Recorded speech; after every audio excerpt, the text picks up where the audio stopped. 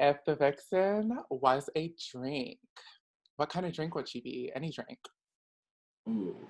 Well, it would have to be some kind of tea. This tea party.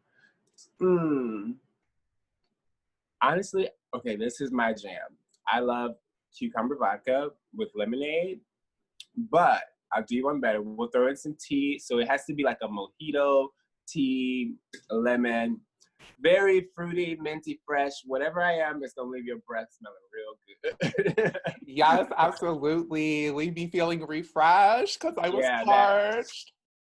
Yeah, very that.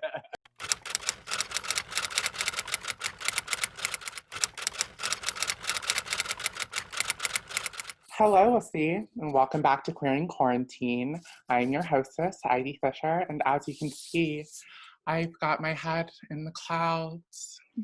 I am joined by artist, rapstress, DIY queen, paper dress princess. She is RuPaul's Drag Race alum. Everybody, please give it up for Chicago's very own, the Vixen. Hey, hey. I love that. How are you today? I'm good. I'm just hopped into a face, getting ready for a shoot. But I'm so glad to finally have a chance to talk to you. We love you here at WUSSY, and I'm so excited to talk to you about the important things that you've been doing in the community, the exciting things that you've done in your career. Yeah, so let's just get right into it. Recently, you have been on the ticket for Lollapalooza, isn't that right?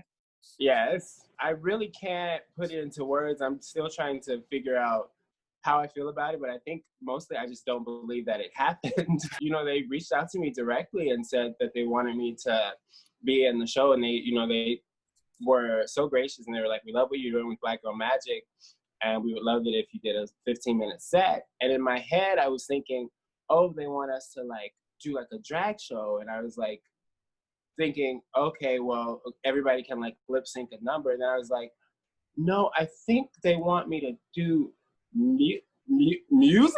I was like, wait, what? So I dropped everything, and I ran to my producers. My album was this close to being finished. So I was like, we're gonna finish it. I finished it in 3 days. I had 2 songs to complete. And just went into Beyonce's schedule and filmed every day and edited every day.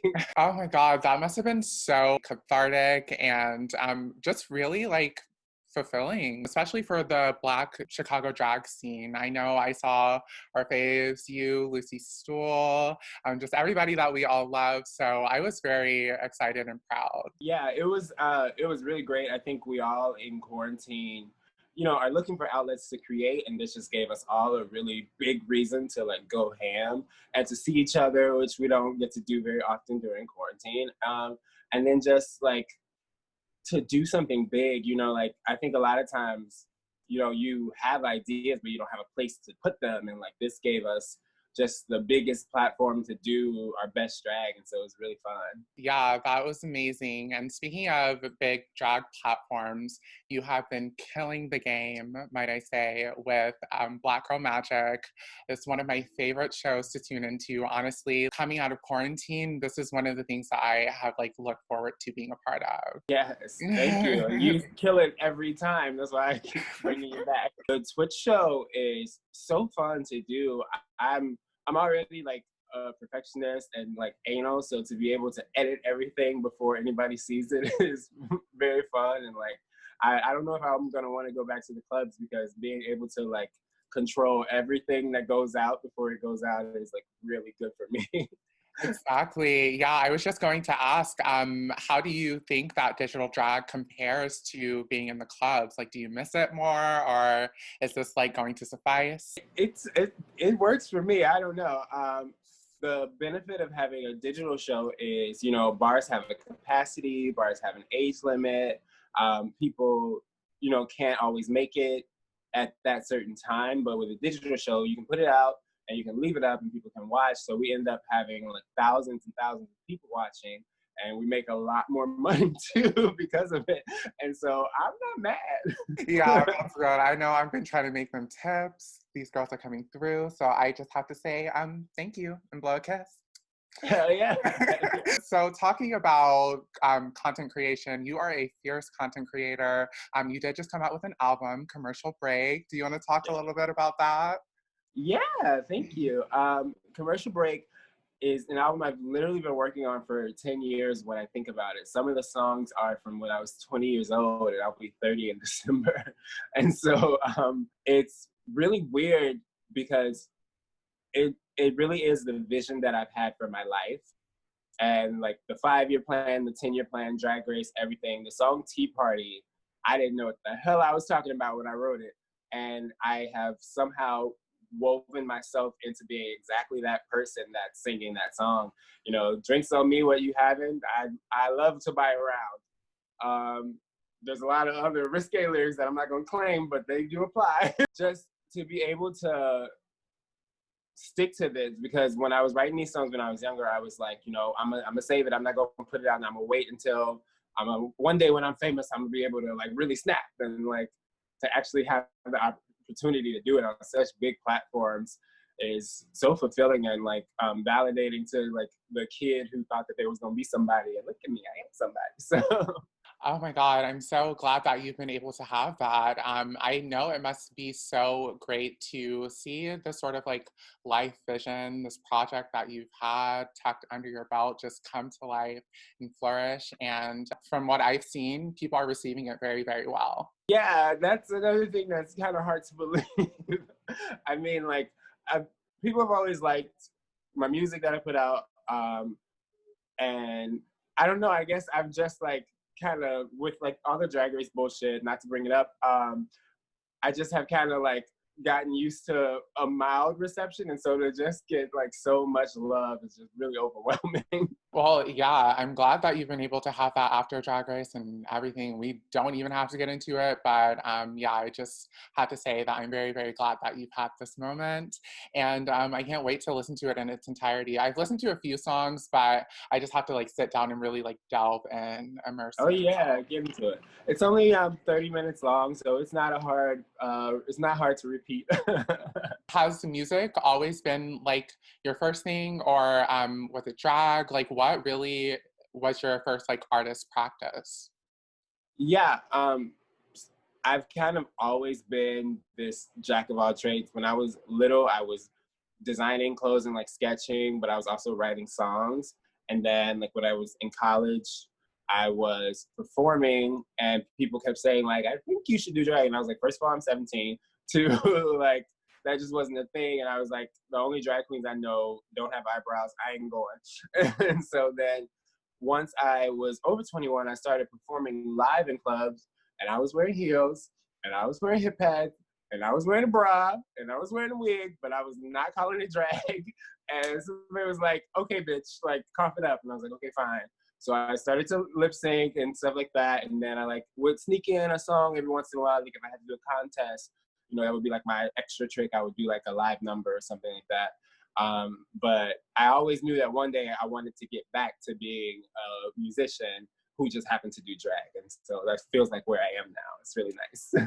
Awesome. That's so good. I love having like another, or I like the idea of having another outlet outside of drag, which is already like an artistic like bomb in itself. So to have something as therapeutic and as cool as music to do on the side.